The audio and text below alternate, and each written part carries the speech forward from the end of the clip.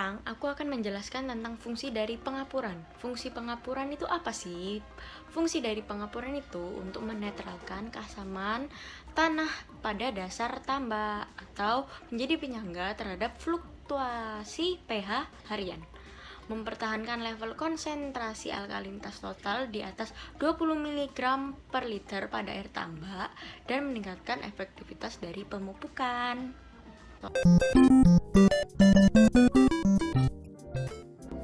Pengapuran dasar tambak dapat dilakukan dalam dua tahap, yaitu yang pertama adalah pengapuran dasar dan yang kedua adalah pengapuran susulan.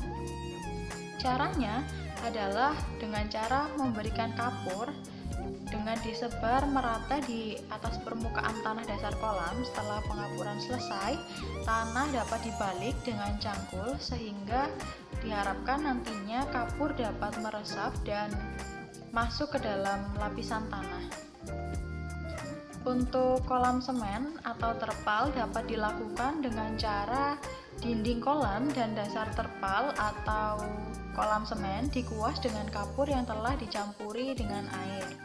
Nah, sebelum dilakukan pengapuran, alangkah baiknya kita dapat mengeringkan tambak terlebih dahulu sehingga pengapuran dapat dilakukan secara maksimal.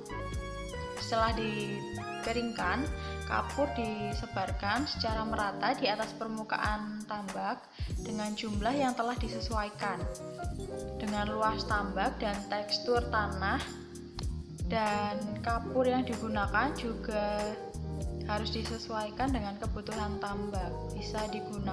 Bisa menggunakan kapur pertanian atau kaftan dan juga bisa menggunakan dolomit.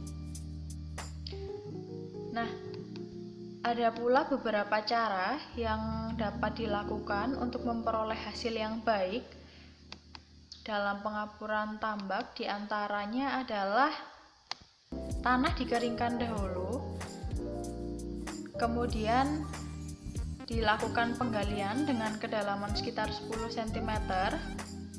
Selanjutnya kapur dan tanah diaduk menggunakan cangkul sampai kedua media tersebut homogen. Lalu setelah adonan homogen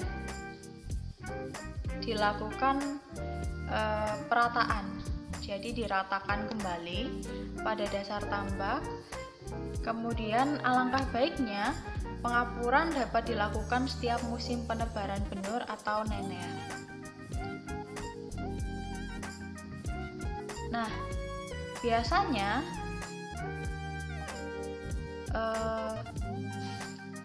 secara sederhana kebutuhan kapur yang digunakan untuk tambak adalah biasanya untuk pH 4-5 digunakan kapur sebanyak 1000 sampai 1500 kg per hektare.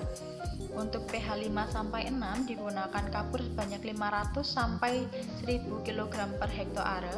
Untuk pH yang lebih dari 6 dapat digunakan dolomit sebanyak 250 sampai 500 kg per hektare. Kemudian kapur setelah dihitung dan dihitung pH-nya juga, kemudian kapur ditebarkan ke seluruh permukaan tanah dan pematang secara merata dan dibiarkan selama 2-3 hari untuk mendapatkan hasil yang maksimal. Dan selanjutnya tambak siap diisi air sampai ketinggian yang ditentukan atau yang diperlukan. Sekian untuk metode pengapuran tambak. Terima kasih.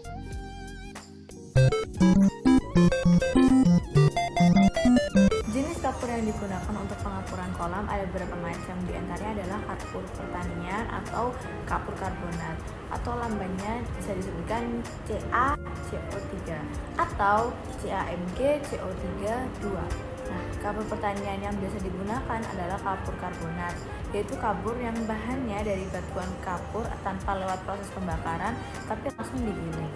Kapur pertanian sendiri ada dua, yaitu kolosit dan dolomit. Kolosit bahan bakunya lebih banyak mengandung karbonat, magnesiumnya sedikit atau CaCO3-nya. Sedangkan dolomit bahan bakunya banyak mengandung kalsium karbonat dan magnesium karbonat atau CaMgCO3 2. Dosis kapur yang ditebarkan harus tepat karena jika berlebihan, kapur akan menyebabkan kolam tidak subur. Sedangkan bila kekurangan kapur dalam kolam akan menyebabkan tanah dasar kolam menjadi asam. Terdapat 3 macam pemberian kapur pertanian, baik itu berupa kalsium karbonat CaCO3, kapur tohor CaO, dan kapur hidroksida CaOH. Dilakukan dengan cara ditabur di atas tanah pada saat pengolahan yang terakhir. Nah, jenis kapur yang selanjutnya adalah kapur tohor atau yang dikenal dengan kalsium oksida atau CaO, atau yang lebih dikenal lagi dengan nama quicklime. Kapur ini merupakan hasil pembakaran kapur mentah atau kalsium karbonat dengan nama kimia CaCO3 pada suhu kurang lebih 90 derajat Celcius. Jika disiram dengan air, kapur tohor akan menghasilkan panas dan berubah menjadi kapur padam atau kalsium hidroksida dengan nama kimia CaOH. Nah, jenis-jenis kapur yang berbeda pasti menghasilkan pengapuran yang berbeda juga, mulai dari toksisitas pada ikan, efektivitas terhadap pengapuran, dan biayanya.